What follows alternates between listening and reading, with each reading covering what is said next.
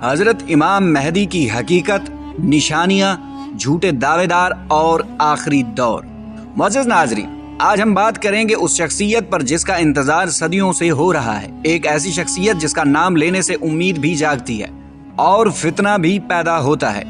हजरत इमाम मेहदी, क्या वो सिर्फ एक तस्वुर है या वाकई आने वाले हैं? अगर आने वाले हैं तो कब?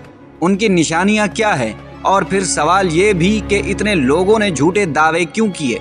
आज की इस वीडियो में हम शॉर्ट्स के तमाम सवालों के जवाब देंगे, झूठे मेहदी दावेदारों का जिक्र करेंगे, असली इमाम मेहदी की पहचान बताएंगे, उनका दज्जाल और हजरत ईसा अलैहिस्सलाम के साथ ताल्लुक समझेंगे। वीडियो को आखिर तक जरूर देखिएगा क्योंकि आखिरी हिस्सा सबसे ज्यादा अहम है। हजरत इमाम मेहदी का तस्वुर कहाँ से आता है? हजरत इमाम मेहदी का जिक्र कुरान में नाम के साथ नहीं आता, लेकिन अहादीस नबवी में बहुत वाज़ेह तौर पर मिलता है।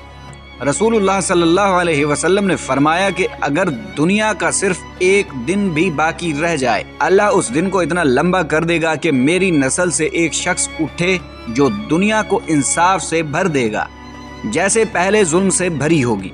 उलमा के मुताबिक ये अबू दाऊद और तिरमिज़ी की रिवायत है, यानी हजरत इमाम मेहदी कोई नए नबी नहीं होंगे, कोई नया दीन नहीं लाएंगे, बल्कि इस्लाम को उसी असल शक्ल में कायम करेंगे। हजरत इमाम मेहदी का नाम, नस्ब और पहचान। अहादीस के मुताबिक हजरत इमाम मेहदी का नाम मोहम्मद बिन अब्दुल्ला होगा, नस्ब अहले बैत से होंगे, हजरत फातिमा रजी अल्लाह तआला अन्हा की नस्ल से होंगे, मिजाज उनका नरमी, इंसाफ और तकवा होगा, दावा खुद नहीं करेंगे। ये बहुत अहम बात है। इमाम मेहदी खुद को मेहदी कहकर उठ खड़े नहीं होंगे, लोग उन्हें पहचान कर मजबूरन बैयत करेंगे। यही से झूठे मेहदी पकड़े जाते हैं, क्योंकि जो खुद दावा करे वो झूठा मेहदी क्यों और कौन? तारीख में जब भी जुल्म ज्यादा हुआ, जहालत बढ़ी, लोग इल्म से दूर हुए, तो झूठे मेहदी पैदा हुए। मोराको में मोहम्मद बिन अल तुमरत 12वीं सदी में खुद को मेहदी कहा और एक सियासी निजाम खड़ा किया। सूडान मोहम्मद अहमद नाम का एक शख्स 19वीं सदी में ब्रिटिश के खिलाफ जिहाद के दौर में मेहदी होने का दावा किया। मिर्जा गुलाम अहमद कादियानी, जो कि इंडिया का था, 19वीं सदी में मेहदी और मसीह होने का दावा किया, जो कि उलमा ने झूठा करार दे दिया। उलमा का उसूल, जिसने मेहदी होने का खुद दावा किया वो मेहदी हो ही नहीं सकता। हजरत इमाम मेहदी कब आएंगे? ये सबसे मुश्किल सवाल है।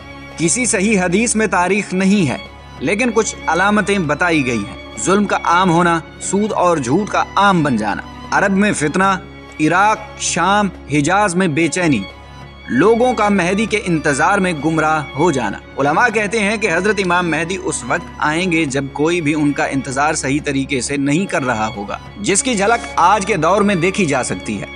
हजरत इमाम मेहदी के बुनियादी काम, जुल्म का खात्मा, अदल का कायम करना, मुसलमानों के लिए एक लीडरशिप, दीन को सियासत से अलग नहीं बल्कि दीन के ज़ेरे असर सियासत करना। वो तलवार से ज्यादा इंसाफ से जीतेंगे, दज्जाल के फितने के लिए जमीन तैयार करेंगे।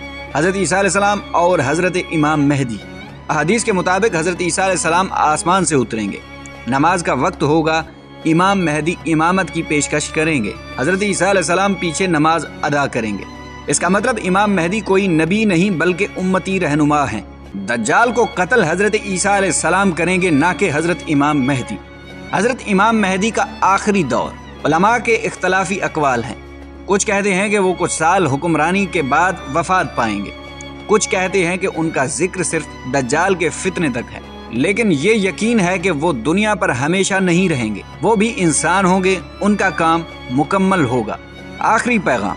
मुअज़्ज़िज़ नाज़रीन, हजरत इमाम मेहदी का इंतजार सिर्फ वीडियोस देखने का नाम नहीं है।